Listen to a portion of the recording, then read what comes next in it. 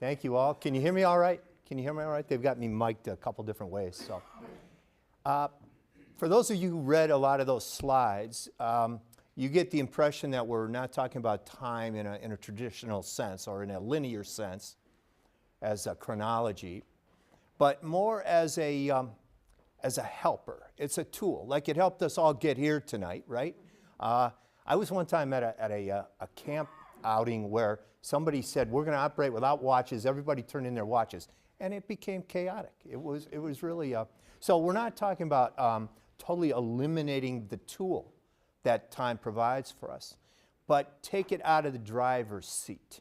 The concept of time being a helper rather than a driver is kind of where we're headed tonight. I spoke with some ladies this morning that were incarcerated. And time to them is a very different kind of thing. They're watching their time very carefully. And yet, for most of us, there isn't enough time, or we feel like there isn't enough time. But what I have found, like James mentioned, I used to run a bunch of production and different things.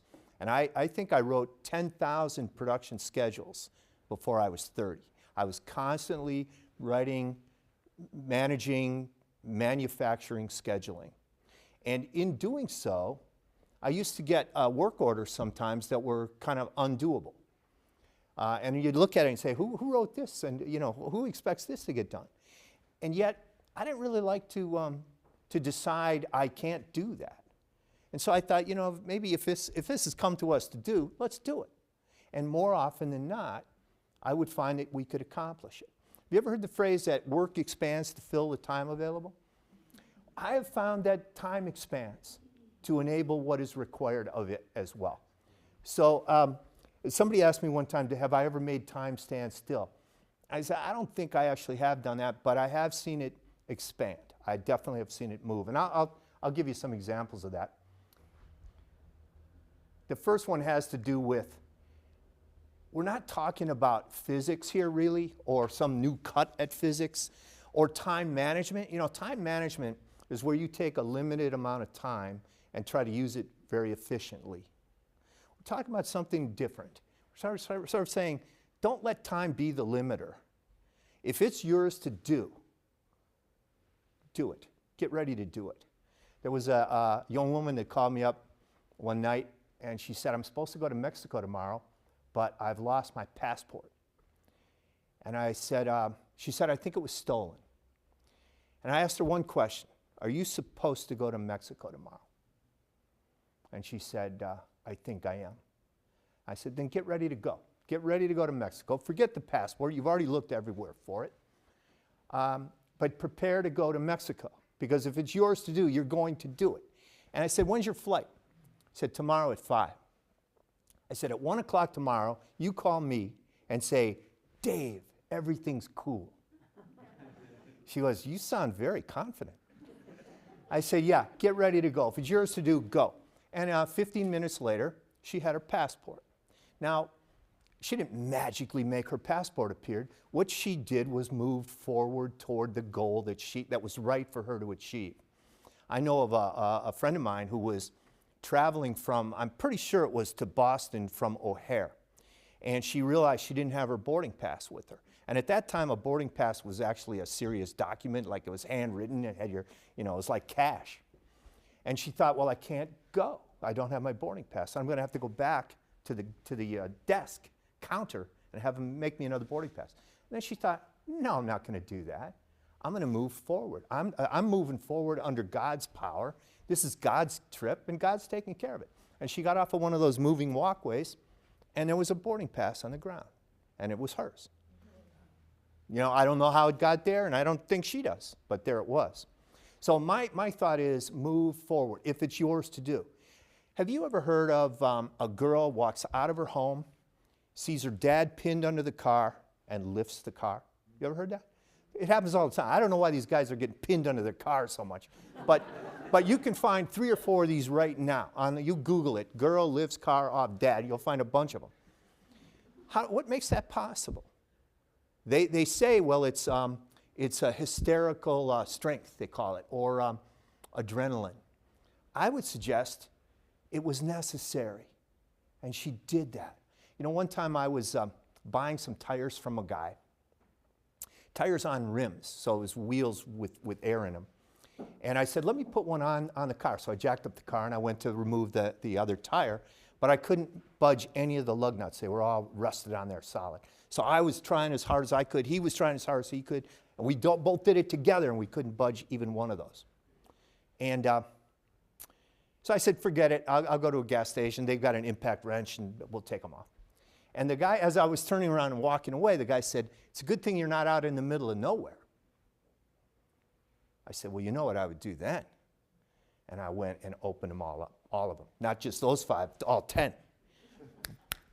Just like that. No. Now what changed? The temperature hadn't changed. The rust hadn't changed. The wrench hadn't changed. I wasn't any stronger. It was just a mental scenario had changed. We created a different mental scenario. So what we're talking about is not some fancyology. It's not Scientology or some newfangled something. This is the truth of spiritual life that's always been true. And people have glimpsed it over the decades and frankly, over the centuries. And all we're going to do is try to shed a little bit of light on some of that ourselves tonight. In physics, time is key. It's always been key. There are now 7 what they call fundamental quantities, and time is one of those. There used to be 4, and now there's 7, and time's still among them. But time is, it's kind of a problem, and there's been thousands of pages written about it, because there are things that are observable, and they have been for decades, that are impossible from the standpoint of physics, because things happen faster than the speed of light. So there are a lot of workarounds, like special relativity was written. There's a thing called the entanglement theory, where one particle is somehow entangled with another particle in another part of the universe, because things happen that are observable that are faster than the speed of light, which is generally accepted to be the fastest speed attainable. So there's a lot of question about time, even among physicists. But in metaphysics, time disappears altogether.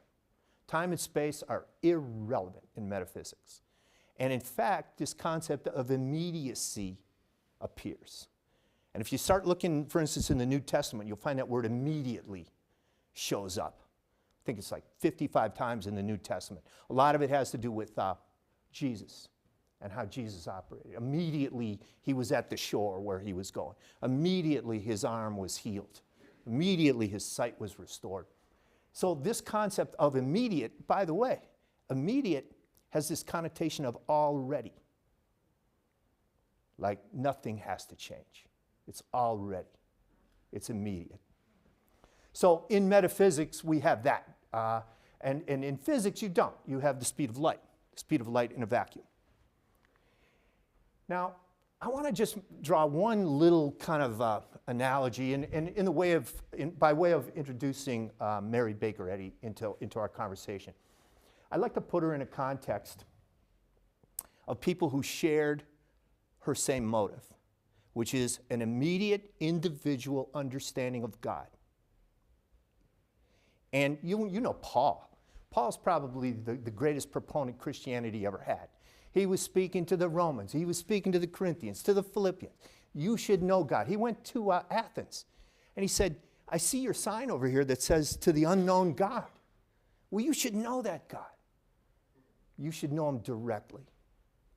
And this guy, Jonathan Wycliffe, shows up in the 14th century. He was a scholar. He was a theologian.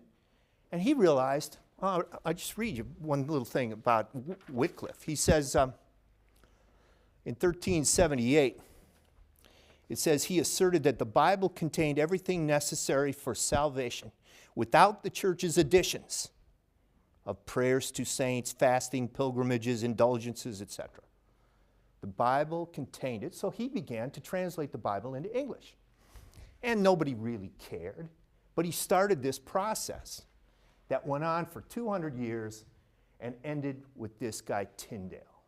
And Tyndale wrote this Bible, the Tyndale Bible, that kind of gave birth to the King James Bible. And it's the King James Bible is about 75 or 90% from Tyndale. I'll give you a sense of Tyndale, the integrity of this guy. By the way, Tyndale was burned at the stake for what he did.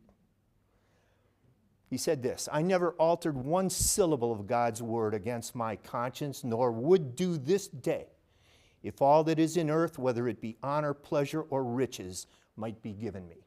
So here's a guy who had some integrity. One other thing about Tyndale, he said this. He said, "If God spares my life before many years, I will cause the boy that driveth the plow to know more of the Bible than the Pope himself." Okay, the boy that drives the plow, that's like us. The guy who drives the truck, or the woman who teaches the class, or the woman who plays the piano. Us, we can understand God directly. So this is kind of a shared motive. Now along comes Mary Baker Eddy in the 19th century, but she comes into a country where the Bible is legal, and it's available, and it's in every home. And her home had a Bible, and she studied it and got close to it and was inspired by it. Now let me share one thing about her motive. She said, this is her book, Science and Health. We'll be reading a little bit from it tonight. Said, "I saw before me the sick wearing out years of servitude to an unreal master. The lame, the deaf, the dumb, the blind, the sick, the sensual, the sinner, I wish to save from the slavery of their own beliefs and from the educational systems of the pharaohs." What are the educational systems of the pharaohs, do you think? What is that? Tell you what Tyndale called it. Tyndale said, "They have ordained that no man shall look on the Scripture until he be steeped in heathen learning 8 or 9 years, and armed with false principles with which he is clean shut out of understanding the Scriptures." It's the mortal laws, so-called laws, like time. Like you have X amount of time and you can't go beyond it. That's a mortal law. Or you only have so much strength. And so if your dad's pinned under a car, don't even think about picking up that car because you don't have the strength for it. Those are mortal laws. And people get steeped in all of that. That's the educational systems of the pharaohs. Okay. So Mary Baker Eddy is a metaphysician. She's not a physicist. She's a metaphysician. So she's pushing back against all these mortal limits, all of them.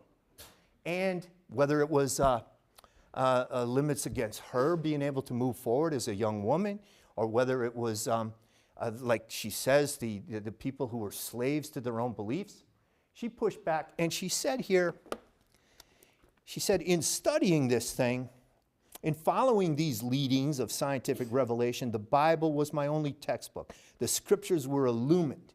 Reason and revelation were reconciled. Now, a lot of people say you can't reconcile reason and revelation, that you can't reconcile science and Christianity, because science is that which explains the unknown, and as soon as you have explained the unknown, you don't need God anymore. It's called the God of the gaps. God is what you use to explain what science has not yet explained. But Mary Baker Eddy comes along and says, no, this is the God of the science. This is the God of the true mind, of all true knowledge. So reason and revelation were reconciled in her case. Now, just one little kind of conclusion I'd like to draw about these guys, Tyndale and Wycliffe and all those guys. This knowledge of salvation. In the King James Bible, you come across this verse. "Thou shalt go before the face of the Lord to prepare his ways, to give knowledge of salvation unto his people." When Wycliffe did it, in 1348, he said this, "Thou shalt go before the face of the Lord to make ready his ways, to give science of health unto his people." Knowledge of salvation equals science of health. 200 years later. This is what our friend Mary Baker Eddy said about it. Actually, let me read her little statement about her title, Science and Health. She said, 6 weeks I waited on God to suggest a name for the book I had been writing. Its title, Science and Health, came to me in the silence of night, when the steadfast stars watched over the world, when slumber had fled, and I rose and recorded the hallowed suggestion. She said God had led me to write that book and had whispered that name into my waiting hope and prayer. My thought on this is that time collapses when you have an identical motive, and to the point that you even come with the exact same language hundreds and hundreds of years later. This copy, by the way, is fairly new. If you don't have one, I would get one on the way out. I know they have some copies, and if they run out, I'd ask them where you can get one. Take a rain check or something. These get used pretty hard. This one, as I say, is pretty new, but a lot of people use these every single day and use them up. It's like a textbook. It is a textbook. Unlike Wycliffe, though, and Tyndale, who wrote English translations of the Bible, this is not an English translation of the Bible. This is like a spiritual translation of the inspired word of the Bible, is what this is. We've got there's 100 pages in here called The Key to the Scriptures, which includes like a glossary of terms, some of which are like everyday terms, like time is in there, day is in there, and some of them are like biblical terms and so forth. At any rate, as I say, I'd grab one if you don't have one. If I'm standing on the floor of the production, facility, and I get a work order to do something that's impossible, my question is it mine to do? Is it mine to go to Mexico tomorrow? Because if it is, I should do it.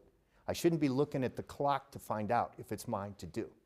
If it's mine to do, I should do it. By the way, this little phrase from 2 Corinthians, that the man of God may be perfect, throughly furnished unto all good works. I used to think that was like a typo, throughly furnished. Or maybe just an old English way of saying thoroughly. But you know what it is? The man of God is completely equipped and utterly capable. So why would I ever say I don't have enough time, or I don't have enough money, or I don't have enough strength, or I don't have enough education, or I don't have contacts, or I wasted my youth? Throughly furnished, completely equipped and utterly capable to do whatever is really required. If it's not yours to do, don't worry about it. If it is yours to do, go about it. Get going. If it's necessary, it's possible. I had a situation that happened. I mentioned that I've never really stopped time, but I have seen it expand. I had a situation once where I was riding across the country on my motorcycle, and I was cutting up through Sault Ste. Marie, which is where the Great Lakes come together. And I was on the north side of Lake Michigan, headed north, and I was going to cut across Canada. I lived in Boston at the time. Anyway, I was riding this beautiful little 2-lane highway, and it got to be 7 or 8 at night. I thought, that's enough for tonight, and I pulled into this campground. And in the morning, beautiful, bright, sunny, dry day. And I sat down, and I wrote some notes to myself. So I sometimes do. I just, take a little time in the morning and just kind of think and pray and listen and maybe make a little note or two in a journal. And I wrote this from memory. For some reason, remember, thou canst be brought into no condition, be it ever so severe, where love has not been before thee, and where its tender lesson is not awaiting thee. I packed up my gear, put it on the bike, and headed north. But now when I got back out to this beautiful 2-lane highway, this is now all of a sudden a very busy artery between Sault Ste. Marie and whatever's to the south of there. And there was a lot of traffic and a lot of trucks. It's all 70 miles an hour. It's very, very busy. So I looked right, looked left, and I was on a little curve, so I had to make sure I was clear, and then I accelerated into the lane. Well, I didn't have a lane, it turns out, because there was a truck coming toward me, and there was another truck passing him. So I really didn't have anywhere to go, and it was about 100 feet away, which I later calculated is about 1 second, Okay, the closing interval on that's about 1 second, which a little less. And it's not the kind of thing that you would hand to somebody on a work order and say, go do that. Put yourself in a situation where you have less than 1 second to move your motorcycle. But that's where I was. And so this is what happened. I'll tell you what happened during that 1 second. First thing I noticed was from the lines painted on the road that he was making a legal pass. And now you might say, that's irrelevant, isn't it? You know, and it is. But it's the first thing I noticed. Second thing I noticed was he must have seen this coming a little bit because I could see that he had moved his truck as far as he could toward the center line. I didn't see it. He did see it.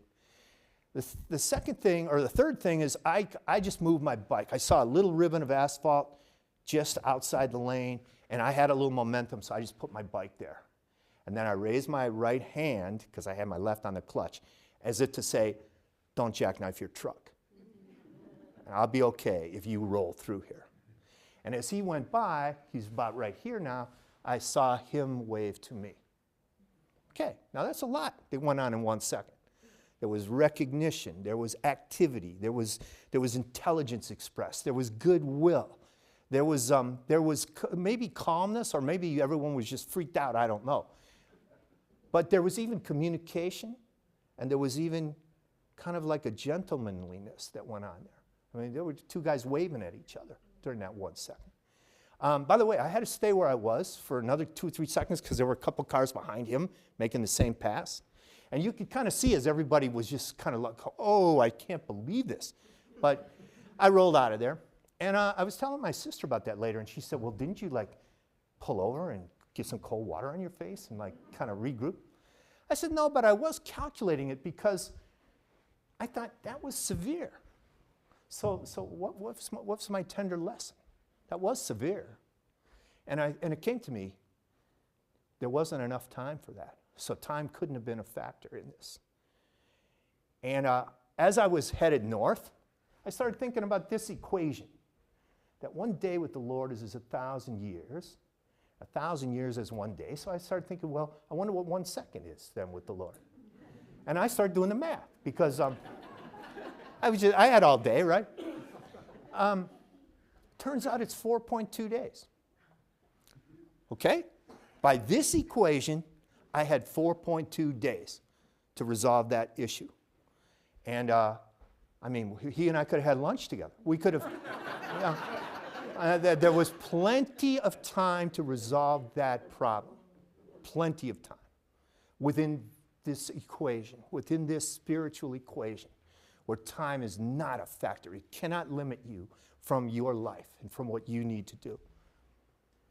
Any more than the muscle could keep that girl from lifting the car off her dad. You can do what is yours to do, what is right for you to do, you can do. Now, those details, by the way, I rode back through there. My brother and I rode around Lake Superior a couple of years ago, and I came back down through that. I now live in Chicago, but I came back down through that same road, and I thought, I'm going to find that place because I want to know, is it as I remembered it? Was it really 70 miles an hour? Was it really 100 feet? Because those details, if my imagination had been running wild with me, it's a different thing. But if it was true, then it's an interesting thing. And it turns out it was. I found the exact spot. There's 18 inches of asphalt, the road just the way I remembered it, the speed limit, everything else. So the details are interesting. By the way, when Jesus fed the multitude, he did it a couple times. We have some details on that, right? What do we know about that? What are the details that we know about the feeding of the multitude? 5,000 people. Total? No. Just men. 5,000 plus. Okay, some 5,000 plus. What else do we know? There were leftovers. How many leftovers? 12 baskets full of leftovers. Okay, what else do we know? 5 loaves and 2 fish. 5 loaves and 2 fish. Okay, and by the way, Jesus remembered that. Remember that? He said that later. He said, you guys remember that, don't you? He remembered those details. The details are serious. By the way, he did that a couple times, didn't he? Mm-hmm. Do you know why he stopped doing it? You're just here for the bread. By the way, When that happened, what were the circumstances? Do you remember? How did it happen? How did it get to the point where he had to feed these 5,000 people? How'd that occur? What? They were talking, and it got late. And so the disciples came to him and said, you got to send these guys away because we don't have the food here. And he knew he was thoroughly furnished, right? He knew he could do it. He knew it wasn't a problem. If whatever was right, it was going to be able to be accomplished. So what's the factor that enabled that? Do you remember how that happened? He said, bring it to me. Bring it to me. And then he blessed it. This is the Christ. Now, Mary Baker Eddy says one thing. Let me just see if I can click this. This concept of this eternal Christ, which is different from the name for Jesus, Jesus Christ. It's like his office. As a matter of fact, in Science and Health, you read this: Christianity is the chain of scientific being, reappearing in all ages and maintaining its obvious correspondence with the scriptures and uniting all periods in the design of God. She says Christ is not a name so much as the divine title of Jesus. The advent of Jesus of Nazareth marked the first century of the Christian era, but the Christ is without beginning of years or end of days. She goes on and says that this was seen, says it came with some measure of power and grace to all prepared to receive Christ's truth. And she named a few. Abraham, Jacob, Moses, and the prophets caught glorious glimpses of the Messiah or Christ. This guy, Abraham, he was glad to see it. He wanted to see it, and he did see it, and he was glad. And it said, and it baptized these seers in the divine nature, the essence of love. What's the divine nature? And how does the divine nature relate, for instance, to the boy driving the plow? What's the divine nature of the boy driving the plow? Say that again? He has no problem with time. However, he probably has to show up. Probably has to show up early. So there's a sense of responsibility there. What else? Maybe a little courage. I mean, he's out there in a field by himself. There might be, animals or, danger in some way. What else? What else is the divine nature of the boy driving the plow? It was something he had to do. He knew he did, and he would show up and do it. Like David, who kept those sheep and protected them, right, from a lion and a bear. What's the divine nature of us?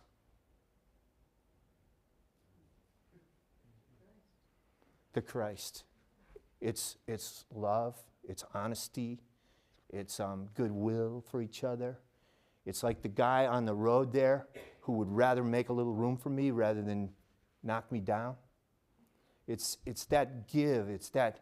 I once said that you sometimes have to turn your shoulders when you're passing somebody so you don't hit them. It's goodwill, and it's all of those qualities of goodness. That's the divine nature. And that's our nature. It's our natural nature.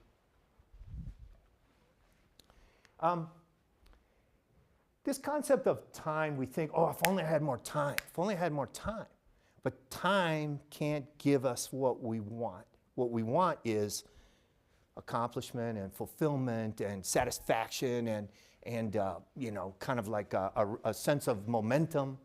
Time doesn't do that. As a matter of fact, in this book, Science and Health, in the glossary where it mentions the word time, it's defined this way: mortal measurements, limits. So if you say, I want more time, you really don't want that. You don't want more mortal measurements or limits. What you need are ideas. I have a friend who's an architect who had a project, and he got way behind on it, woefully late, irretrievably late, and he was kind of like, it was affecting him like physically. He was like, getting jittery about it, which time has a way of doing. Time, if you put time in the driver's seat, it makes stressful things. This guy, he had one last shot to try to get this thing done. And then his wife let him know that they were having some people over for lunch. So it was kind of like he was foiled. But at lunch, he sneezed. And there was a little girl there. I got the impression she might have been 10 years old. And she said, "God bless you." And it caught his attention. Just caught his attention that this little girl would take, kind of take interest and evoke a blessing of God on me, And suddenly he got an idea. He said, I can spray paint those pieces. I don't need to paint those with a brush. You ever done any spray paint? It is fast. And so an idea came to him. It was not more time. He didn't get more time. What he got was a new idea that saved him a ton of time. I worked at a steel mill, or it was an iron foundry, and there was a job there that used to take about 8 hours. They put one guy on it, he'd do this thing, take 8 hours. Well, a friend of ours did it, and he did it in like an hour. And it was like everybody cheered, because it was so amazing to see him do it. And then they made him go back, the union made him go back and do it the old way. But it's an idea. As a matter of fact, this is a statement that Mary Baker Eddy makes on it. God gives you his spiritual ideas, and in turn, they give you daily supplies. Never ask for tomorrow. It's enough that divine love is an ever-present help, and if you wait, never doubting, you will have all you need at every moment. There's a reading list outside, and if they run out of them, you can email me and I'll send you one. But there's an article on there by a woman from Texas. It's called High Stakes Project Led by Prayer. And she got into a situation where she had to deliver in 15 minutes $50,000 worth of computers. And that's a short way of describing the article. It's a very amazing article, and she succeeded until it came to this last thing. And she was on the stairway going up to see her boss to tell her boss, "Hey, I'm not going to get this done after all." And on the stairway, an idea came to her. She turned around, went down, made a phone call, and 15 minutes later, the computers were being delivered. Anyway, it's on that reading list, and you can check that out if you want to. But it's always an idea that's going to help us, not more time. If we can get into this living in the now, just how powerful that is. Like, now is the only time, and it includes everything we're ever going to need. If we can do that, we get out of this sense of worry, which is totally bogus. I heard people call worry like sitting in a rocking chair, makes you feel like you're doing something, but you're going nowhere, stuff like that. There are a lot of ways to think about worry. I don't think any of them is commendable. And it gets rid of this concept of regret. Leave it and move on. If there's something that needs to be left, leave it. Good, move on. Procrastination is a concept I'm going to forward this to tomorrow. What about that then? Now you got to do something with it tomorrow. Just handle it. If it's yours to handle, do it. I teach this class in Christian Science, and one of my students this year came out of a mainstream Christian church, and he said no, that in his church there is no salvation until after death. And I thought, oh man, that's a long time to wait, for salvation, for something that you should have right now. Now is the time. Now's the time. Save today. This concept of almost, almost sounds pretty good. Like, I almost got there. I was close. Almost. But almost is tied in Latin to the term penury, which means extreme poverty. So we are not interested in almost. We're interested in already. Let me just see. There's a little statement here that is in Science and Health, the knowledge of salvation. Science reveals the possibility of achieving all good and sets mortals at work to discover what God has already done. There's your already. Distrust of one's ability to gain the goodness desired and to bring out better and higher results often hampers the trial of one's wings and ensures failure at the outset. There is every reason to accept what God has already done and not think we have to go do it or somehow we have to wait for it. It's already done. It's immediate. By the way, get into the now, and you lose all that other stuff too, like biological clock and all that stuff that would put pressure on you. It's like false pressure. You just kind of settle to be with God in this moment. This is the moment. If I were taking notes, I would write this down. If it's ever been true, it's still true. Anytime there has been something that has been proven to be true, it's not for then only. It's true always. And I had a situation one night. I was cooking some spaghetti in a like a dark kitchen for some reason. I had no lights on in there, and so it was dim light. And a noodle, uncooked hard noodle, rolled out across this cooktop, and I went and picked it up with these 3 fingers, and I had to press down to get it. And I don't know if I heard the hiss or smelled the smoke or whatever, but I burned up my fingers. And I was so kind of mad and dejected and sad. I was just in a daze. How did I let this happen? Here I am standing, my fingers are throbbing like crazy, and this is going to take time now, right? It's going to take time to solve this thing. And as I was standing there, it just occurred to me, well, there were those 3 guys that went into that fiery furnace. That was, I think, 2,500 years ago or so. And they knew something about how to negate, the effect of heat on flesh. Somehow they managed that. And I thought, and whatever it is that they knew is still true. Whatever it is they did is still true, which means it's true for me. The next morning, I hopped into the shower and I thought, oh, this is going to hurt, and I turned on the hot water and I thought, ooh, this is going to be bad. But it wasn't. And I looked at my fingers and they were just like this, just pink and soft. No hard skin, it was done. And what did it take? It just took me recognizing that there's a truth that's true. And it means it's true now. It's always going to be true. I know a woman who recently sailed her sailboat down the St. Lawrence Seaway from the Atlantic Ocean into the Great Lakes. And she told me that she was unable to walk for around 10 years. She couldn't walk. She couldn't stand. I don't even think she could sit. It was around 10 years. And one day she was reading this book, Science and Health, and the thought came to her, it was like a little voice came to her, this is true for you. And that was the end of that.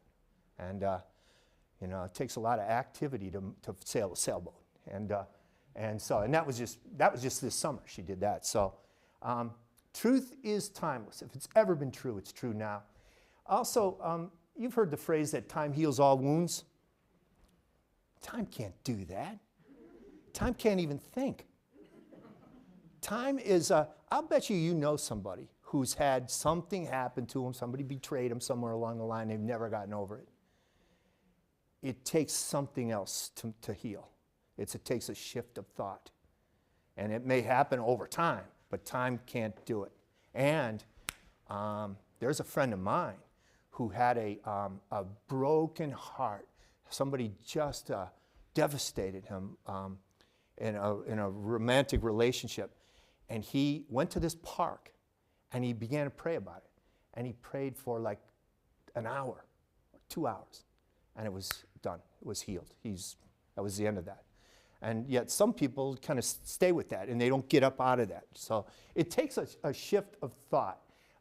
Most methods say, well, this is going to be a season-ending injury, or this will be out 2-3 weeks, or, they put time associated with it.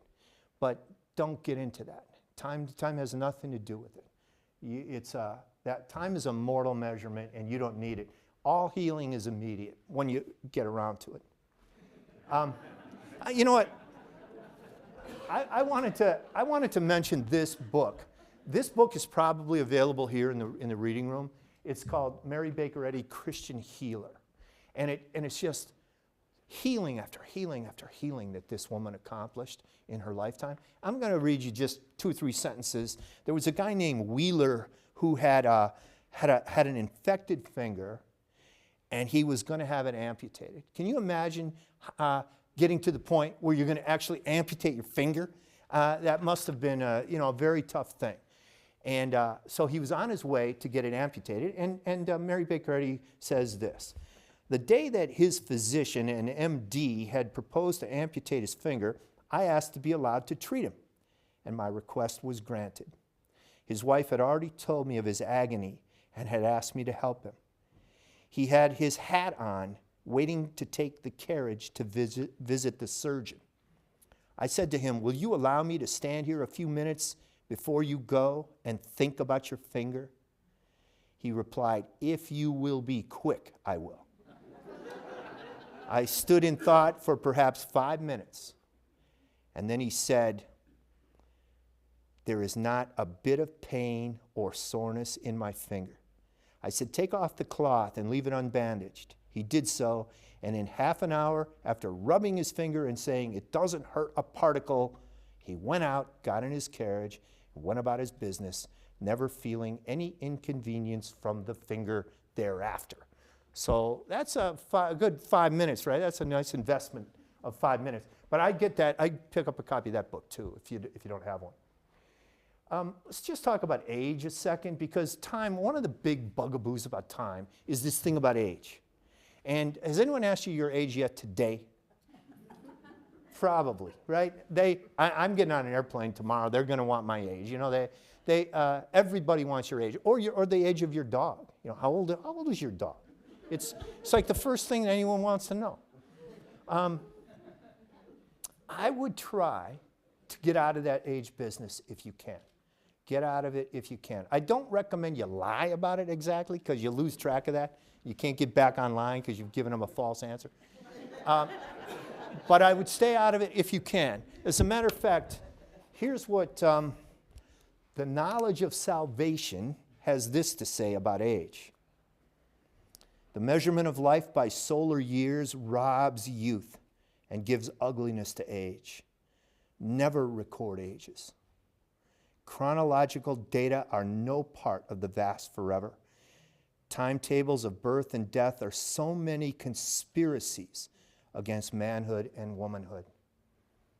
Who needs conspiracies against manhood and womanhood? There was a teacher, a Christian Science teacher named Paul Stark Seeley, and whenever somebody asked him his age, he used to say, "That's none of my business." You know, I know somebody else that used to say, "Yeah, I'm fine. How are you?" You know, just answer a different question.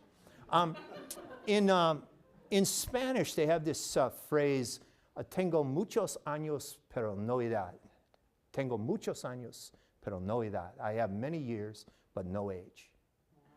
See, you can have lots of experience, you can have lots of value, but you don't have to tie it to an age. And even your children. I mean, okay, he's a cool little 4-year-old. The problem is, he's just a cool little guy. Doesn't matter that he's 4 years old. So even at every age, get out of it, because there are problems at every age. You know, have you ever heard of like terrible twos and stuff like that? There are issues. There's a guy that I met recently. He bought a brand new 2016 Ford Mustang. And he said, it's my midlife crisis. I said, no, man, it's a Mustang. It's a Mustang. Just enjoy that car. Don't attach it to some, mortal false law. So never record ages. You don't need it. It doesn't help. It's a conspiracy. You know this guy Enoch? You don't know very much about Enoch. I think he was Methuselah's father, and I think he lived to around 365 years. But the thing that I find so interesting about Enoch, and I think he's like an unsung hero of the Bible, he walked with God, he did those things that pleased God, and he never saw death. Death, by the way, comes from the word mort, which is mortal. Never saw that stuff. Walked with God. Okay, we talked about the divine nature. You have responsibility. You show up to things on time. You do things with love. You do them with principle. You don't have to attach a mortal law to that. and Enoch did not. So I think this is the guy, I think, who it has real value to us. There aren't very many guys who never saw death. Enoch's one of them. You know, if you show up for work and punch the clock, that's a good thing, I think. But the question is, did you do any good? Did you do anything today that has value? That's the measurement. In something else our friend Mary Baker Eddy wrote, rushing around smartly is no proof of accomplishing much. All successful individuals have become such by hard work, by improving moments before they pass into hours. By the way, that's in an article called Improve Your Time, and that's on that reading list as well. I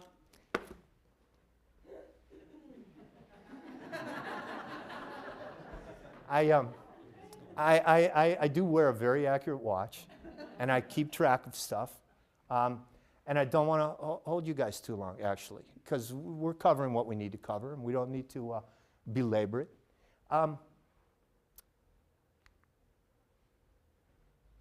In the Christian Science Journal, which has been published continuously every month since 1883, in one of the very first issues is an article called The New Birth. And the new birth includes this little phrase, which I've recopied here for us tonight. It talks about God owns our moments. Divine love owns each waiting hour. These are God's moments. Give them to God. And here it is. She says, the new birth is not the work of a moment, but it begins with moments and goes on with years. And she describes the moments. Moments of surrender to God, of childlike trust, joyful adoption of good, moments of self-abnegation. What is self-abnegation? Does anybody know? Say that again. Self-forgetfulness. Yes. It's like putting something ahead of your interests. Put somebody else's interests ahead of your own personal interests. I was shooting some baskets one night at a gymnasium up on the north side of Chicago, and I took my coat off and left it on the floor on the corner of the gym. And I thought, I'll just keep my eye on it. About 1 minute later, I noticed my coat is gone. I thought, I can't believe this. How did that happen already? So I ran downstairs, and I ran outside, and I ran around, and I came back in, and I hadn't found my coat. And so I was feeling a little dejected, and the thought came to me, go back outside. So I went down this stairway to this door, and I went to open this door, and there were 3 guys coming up the stairs to that same landing. And the thought came to me, you don't have time to hold this door for them because you're very busy. You're doing something very important to get your coat back. And then I thought, really? Is it come to that now? Where I can't even be a gentleman here? I thought, you know what? I may never see that coat again, but I am going to hold this door. And I just stood there and held the door. And these 3 guys walked past me, and one of which was wearing my coat. And I was able to reacquire it. And so self-abnegation leads to good things. Self-abnegation is not a hard thing. It may seem a little hard. It may seem like an ultimate gift of unselfishness, but it leads you to really good things, as it did in that case. So self-abnegation, self-consecration, heaven-born hope, and spiritual love. These are some of the moments. Now, just to recap some of the things we've been discussing tonight, there is this direct relationship each one of us has with God, and people have seen it throughout time. And people have glimpsed it and tried to enable it, and people have been burned alive for it. By the way, you know they burned Tyndale for that. They also dug up Wycliffe and burned him too. 200, you know, they didn't want us to have the Bible, but we now have it, and we now have the key to the Scriptures here as well. Mary Baker Eddy documented that in Science and Health. We talked about in physics, time is key. It's a fundamental quantity. But in metaphysics, it disappears altogether. It has no no use at all in metaphysics. We talked about if it's yours to do, get ready to do it. Don't look at the clock to determine if you can do it. If it's yours to do, get ready and do it. And then we talked about this eternal, timeless Christ is actually the factor that enables it. And that's ours too. That's right here with us. It's ideas that are going to lead us forward, not time. It's not that we're going to get more time. We probably never will. Sometimes you might. But generally, it's going to be an idea that's going to help. And we talked about the reliable now. If we can live in the now, it eliminates future worry, past regret, and everything associated with it. If it's ever been true for anyone, it's true for you. And you might as well take advantage of that. It's yours. And time doesn't heal. Time can't heal. A sense of elevated thought has to heal. Find ways to be deliberately ageless, not just for you, but for your whole family, for your grandchildren, for your dogs and pets and everything else. Find ways to be ageless, and then give your moments to God. This church is kind of a local resource. You've got service here at every Sunday at 10:30 and Sunday school as well. Wednesday evening meeting, as James mentioned, he's the first reader at 8 o'clock, and then the reading room is open here on Saturdays. And also, just around the area here, there's a lot of churches and reading rooms just in the immediate vicinity, and actually if you get down into New York, there are a bunch more. You've also got online resources, Christian Science, ctconnecticut.org, Ridgefield, Christian Science Journal. And then ChristianScience.com just has a ton of links. You can go get in there and find, Christian Science practitioners, teachers, all kinds of stuff through that. And also, if you want to know more about Mary Baker Eddy, you can go to marybakereddylibrary.org. And then just a couple quick things. I mentioned that there is this little reading list, and you're welcome to pick up a copy. And if they run out, and they probably will, you're welcome to email me and I'll send you one. It's just a bunch of quotes. It's kind of a work in process that have come along, and you might have items you'd like to suggest, and I'll put them on. And also, there is a Bible study being hosted here called The Healing Power of the Christ. It's starting March 31 through June 16th. It's every Thursday night at 7:30, and there's a flyer outside for that and a sign-up sheet attached to that. So that's about it from me. I appreciate you guys coming and your kind attention tonight, and have a great evening.